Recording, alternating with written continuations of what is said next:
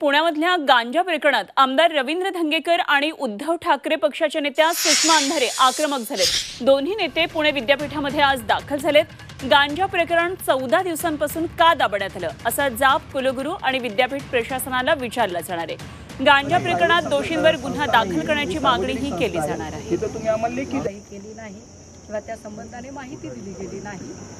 तर पुणे युनिव्हर्सिटीमध्ये हे गांजाचं प्रकरण गेल्या काही दिवसांमधून पुण्यामध्ये गाजतंय आणि रवींद्र धंगेकर पुण्याचे आमदार आणि उद्धव ठाकरे पक्षाच्या नेत्या सुषमा अंधारे या प्रकरणामध्ये आता आक्रमक झालेत आणि हे दोन्ही नेते पुणे विद्यापीठामध्ये दाखल झालेत। तर या संदर्भात सध्या सुषमा अंधारे बोलतात, थेट पाहूया। भ्रष्ट लोकांकडून काय आम्ही प्रामाणिक तपासाची अपेक्षा करायची हे आमचं स्पष्ट म्हणणं आहे।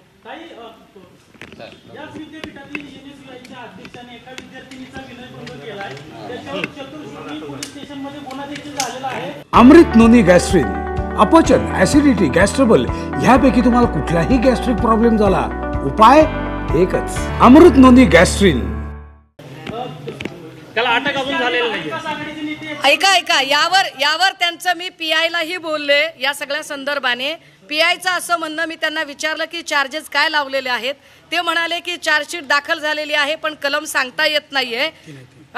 नाही, आणि दुसरं प्रकरण जे आहे की 354चं, खरं तर या SFI आणि NSUच्या प्रकरणातही 354 लागलं पाहिजे असं आपण आग्रह धरलेला आहे।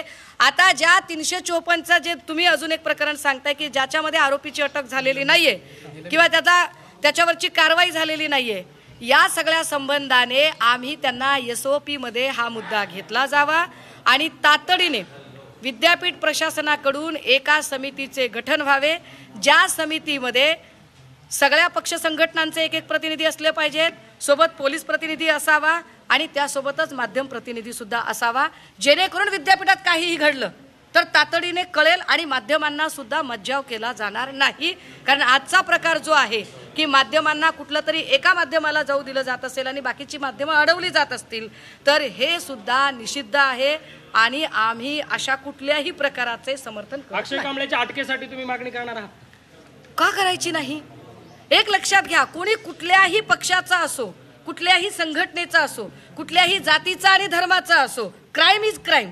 क्रिमिनलला जात धर्म पक्ष संघटना नसते, क्रिमिनल क्रिमिनल असतो, त्यामुळे त्याच्यावर कारवाई करण्यासाठी आपण नकार देण्याचं कारण काय आहे?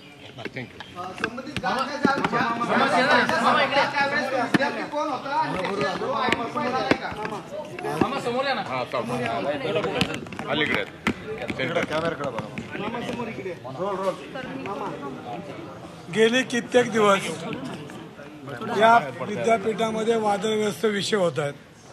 ह्याच्यामध्ये आमच्या संघटना सातत्यानं त्यांची बाजू मांडतात। ताई म्हटल्याप्रमाणे त्यांनी 5 मुद्दे, हे मुद्द्यामध्ये मी सामील होतो।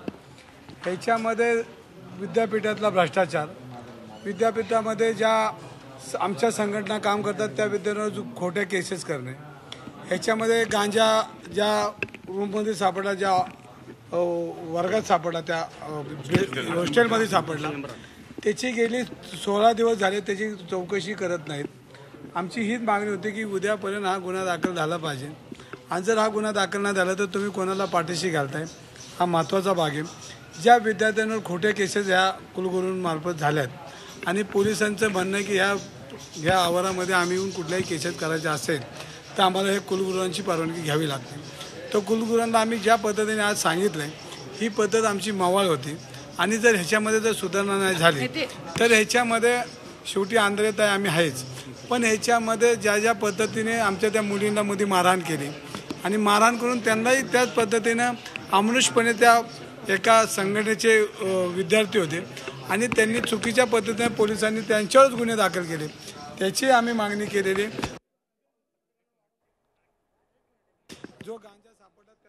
तर पुणे विद्यापीठातून आपण ही थेट दृश्य पाहत होतो। सुषमा अंधारे आणि रवींद्र धंगेकर यांचं हे आंदोलन, आज त्यांनी कुलगुरूंची भेट घेतली। पुण्यामधलं गांजा प्रकरण गेल्या काही दिवसांपासून गाजत असताना सुद्धा कारवाई होत नाहीये, विद्यार्थ्यांवर खोट्या केसेस चालवल्या जातात, विद्यापीठात भ्रष्टाचार असे अनेक आरोप घेऊन हे दोघे जण आज पुणे विद्यापीठामध्ये आलेले आहेत।